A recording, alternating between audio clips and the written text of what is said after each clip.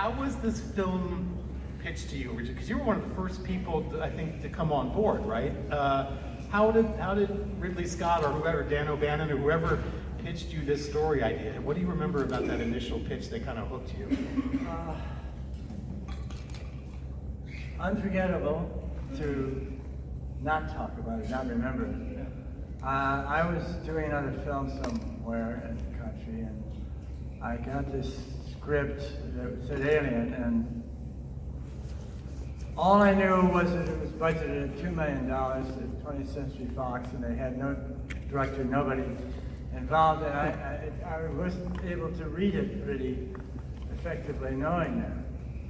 I thought it was a solid script because I'm a writer myself, so I can evaluate these things as I go along. But this was questionable at $2 million that it might need to have a director like Ed Wood.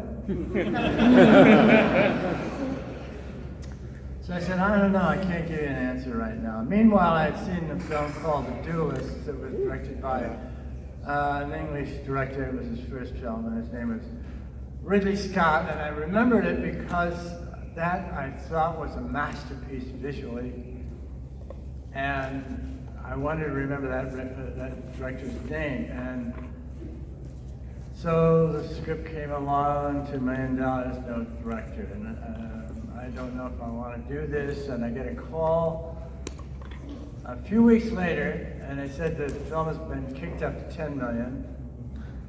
And Ridley Scott, an Englishman on his second try as a filmmaker, had made it. And no question, no negotiation. I just was, that is the difference. It's a solid screenplay that is just a basically sound piece of storytelling, and a woman being the hero in the end. All of that really, I love that. And I learned how to behave with women and prize them much more by doing Turning Point just prior to that. I don't mean, again, though, I'm going beyond your question, but I said these things are all a build-up of male charisma or whatever it is. But learn how to respect women in ballet in a way that I turn that on.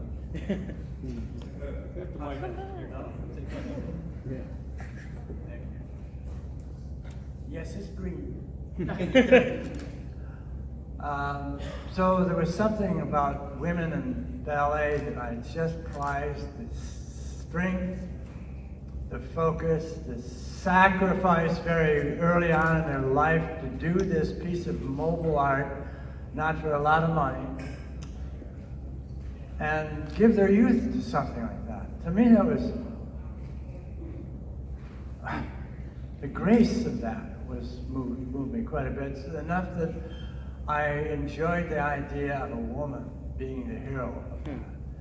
That was,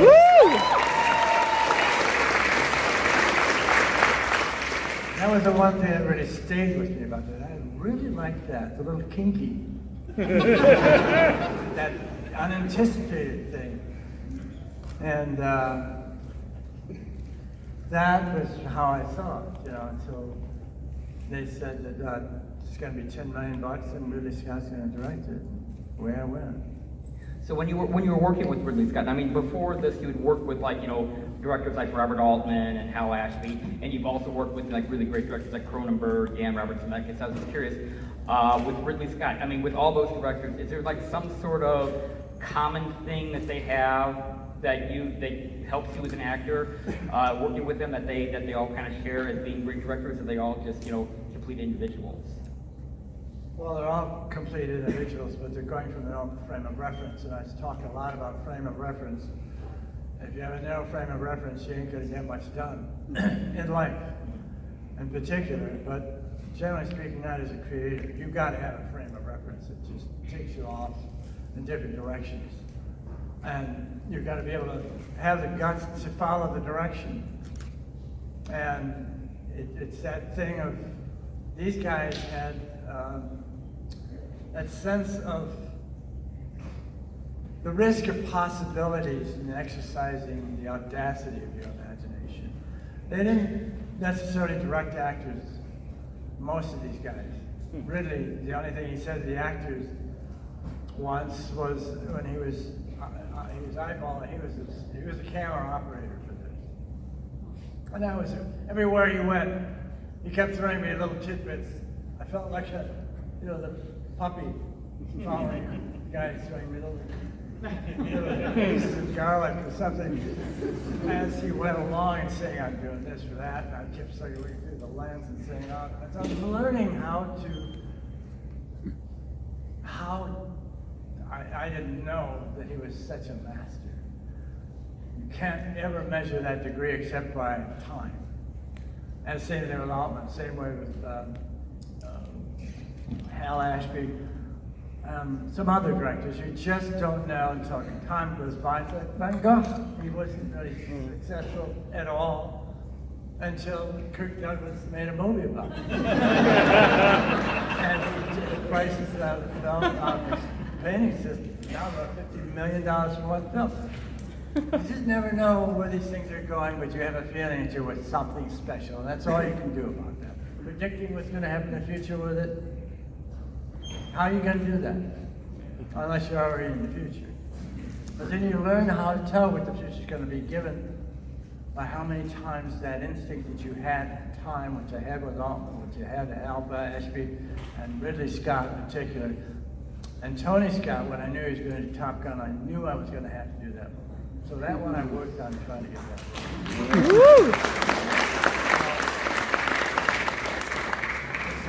It's just, all of us really have to be willing to take the risk of possibilities.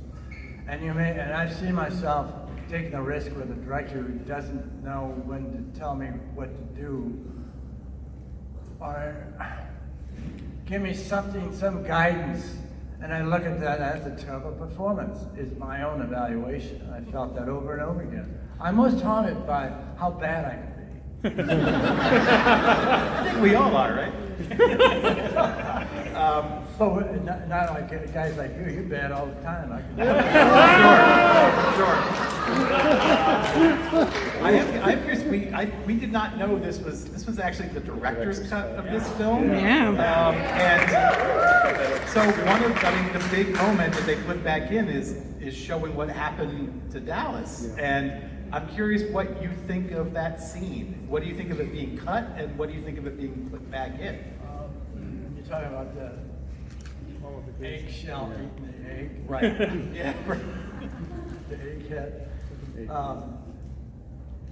Well, I remember having a conversation with him because I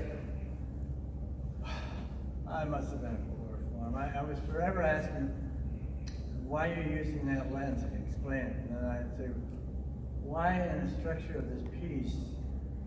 I asked him obscure questions. One of which is, how do we bridge this conceptualization thing of each beginning, at the beginning of the birth, and how is that inseminated? What's that process? The process, as we saw it, is fertilizing this embryo, but it doesn't really track through. And I'm thinking like this. He says, "SKERRITT, yeah, this is just, I'm gonna scare them so much they won't know a damn thing." That's what he went about it. But, in that one scene, I thought, well, isn't that she's gonna be running out, I was gonna say, she's running after a cat. We know this thing is gonna blow up in so many seconds. Get her off that ship. And she stops and starts having a conversation with this guy being eaten by and he's saying, kill me. What? And she's there, and then goes and looks for the cat again.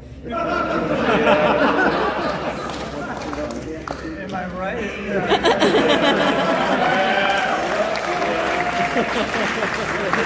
But it was a very cute cat, though. Yeah, we appreciate that she rescued the cat and brought it back. But the interesting thing is that it didn't dawn on me that the cat would be fertilized. Right. It was the only thing that we knew, most likely, and all the living, there had to be a living system, organism of some kind for that thing, for that process to happen. So anyway, pace is where it really came down to. And he said, oh, his response to my questioning him, he says, well, I'm paid to shoot it. And he was ahead of schedule, and he was bringing it under budget, so he figured he had a little latitude. And I understood that as a director. Yeah, you do. Having directed a few things where I'm under schedule, under budget, Alvin taught me that, was you just futz around a little bit. And they may say, oh, you're burning too much footage, it's costing us $100,000 more, but I was saving you $150,000, so you should, you know, that argument transpires. It gets really petty, but. Where I am, I'm just chatting my way. I'm right, so I don't say anything during the day. So here I am shooting my mouth off about anything. What question you got? No, I don't have 12 children. I've got 10 altogether with grandkids. Well, one of the things that's great about the movie, and because I was watching it again a few days ago, is just how even though it doesn't like quite advertise it as such, I mean, it completely subverts like every possible genre expectation that one could have had for a film of this sort. You know, not just in 1979, but I mean, you know, today even. I mean, you know, beyond Sigourney Weaver, turning out to be the hero. Like, for example, we expect early on, that right as the movie starts, the year 2 character is going to be like the big hero type. I mean, good God, your name is Dallas. You can't get more manlier of a name than Dallas and all that. And then, about 70 minutes in, you're gone. We don't even see you like die. You get like a big jump cut, but we don't actually see you die. So we are all expecting, okay, you're going to come out at the end and you're going to blow the alien up, and then you're going to give Sigourney Weaver a big old smooch and fly back to Earth. And no, you're dead. You're gone. Well, until the director's cut. But beyond that, I mean, it just plays with it all the way through. I mean, because there's certainly, we were talking about this earlier, that there are certain rhythms that in a certain genre rhythms that you kind of get used to, and this movie just basically messes with all of those things, so you can never really get. You can never really settle into it. You can never really get, sort of easy with it. So that's why, even though you may have seen it a dozen times over the years, it can still scare the living shit out of you after a while. And it's what you don't see. Right. That happened, and the first time I really saw that when I was a kid was a film called The Thing. A long time ago.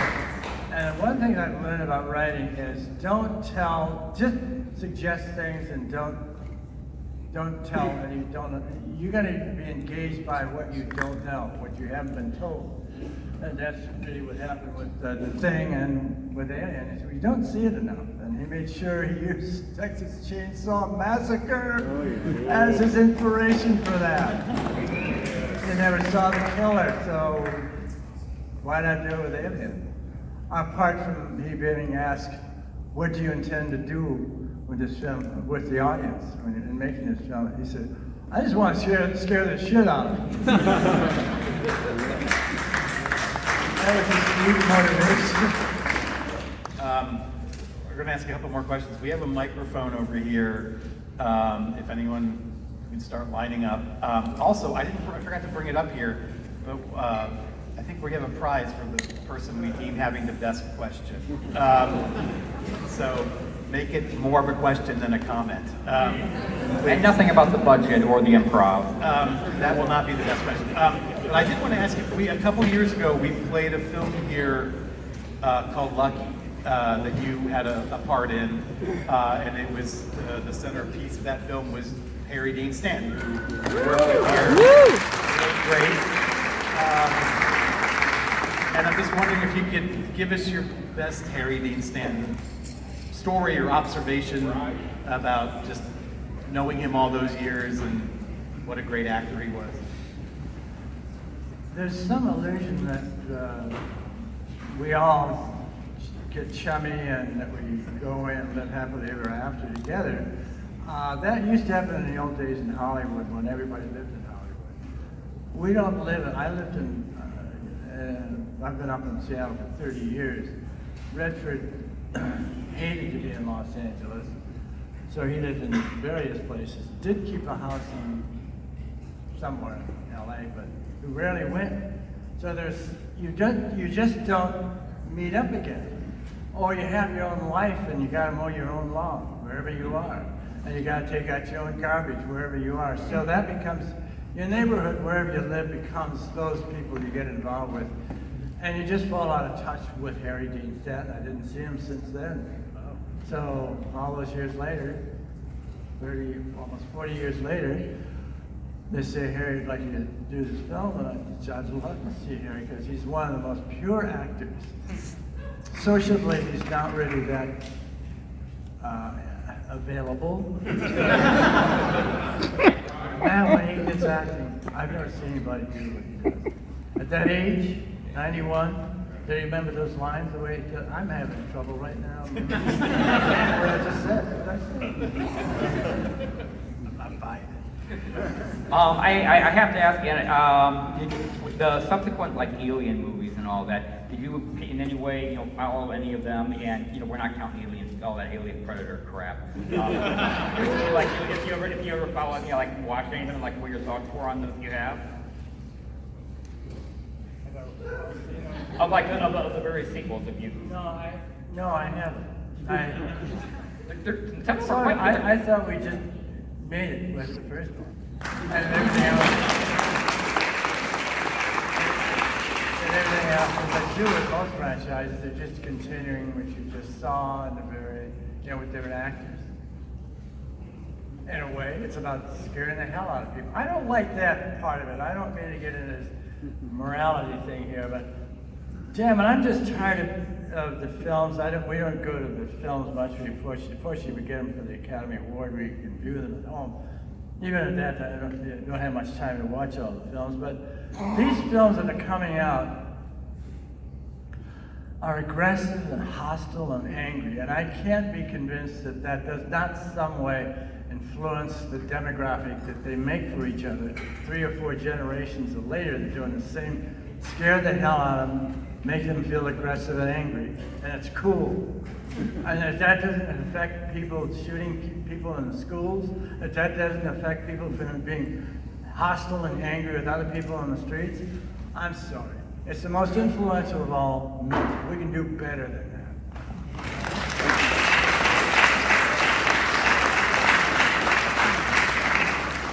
All right, who's that?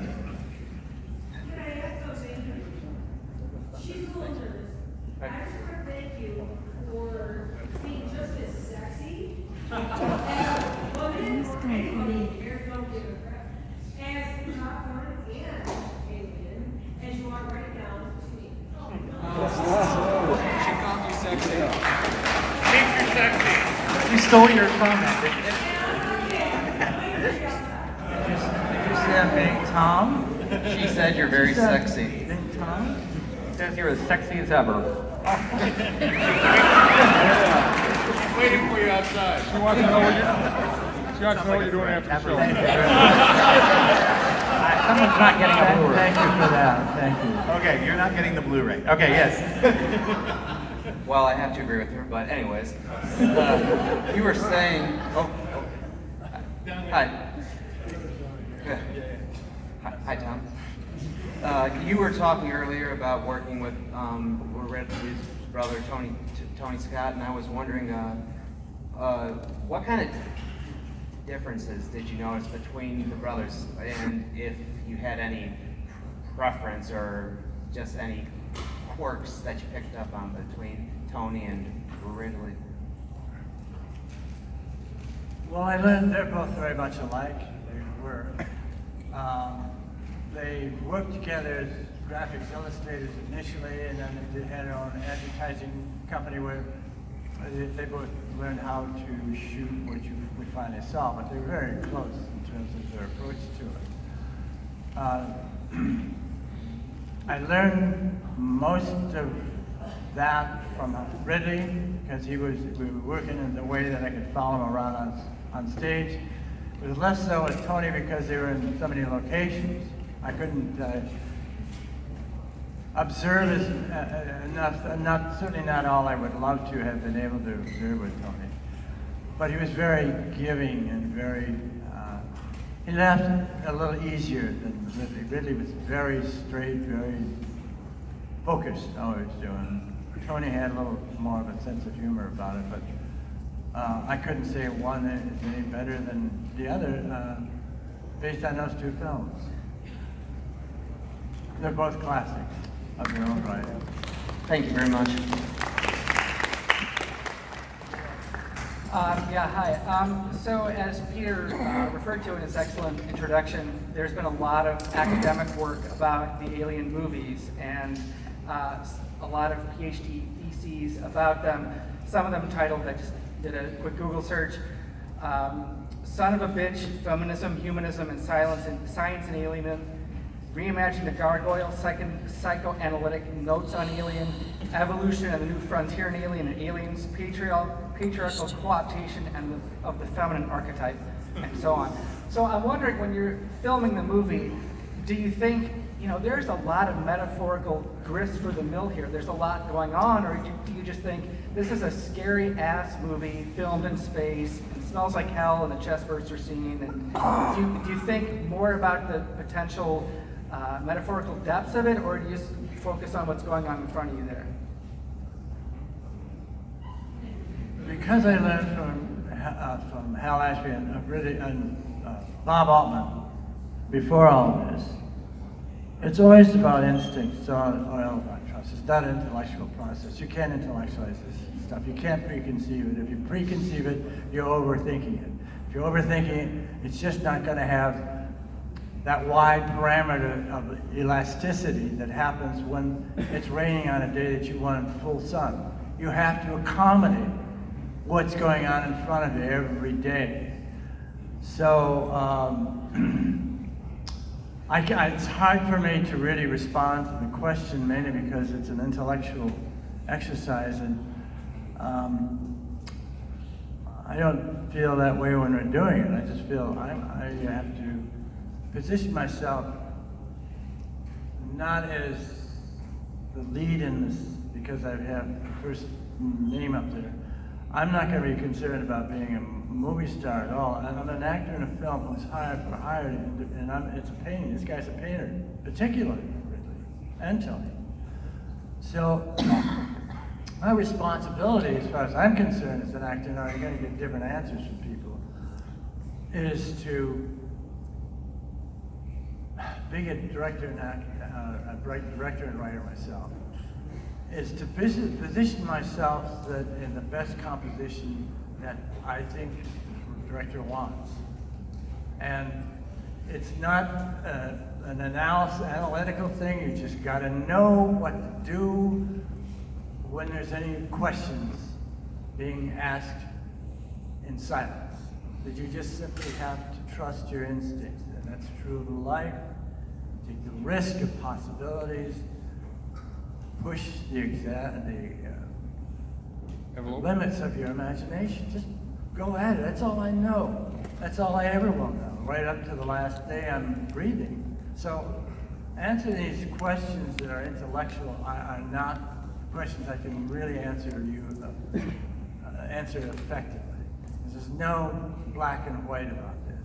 This is just knowing in some way, instinctively, that you're in a special situation and you do the best work you possibly can, given the time that you have to do it. That's the best I can offer. Actually, I was going to ask, if you are a fan of the many musings on Alien and its other meanings, there's a documentary that was played at Sundance called Memory. I don't know when it's coming out, but and Tom has a new interview with Tom in it about the chestburster scene in particular. But it's not a making of, it's more just like digging into all the influences that went into the screenplay, and also, some of Ridley's visual references as well. And it's phenomenal. And go see it when it opens, wherever it opens. It might open here, who knows? Okay, yes.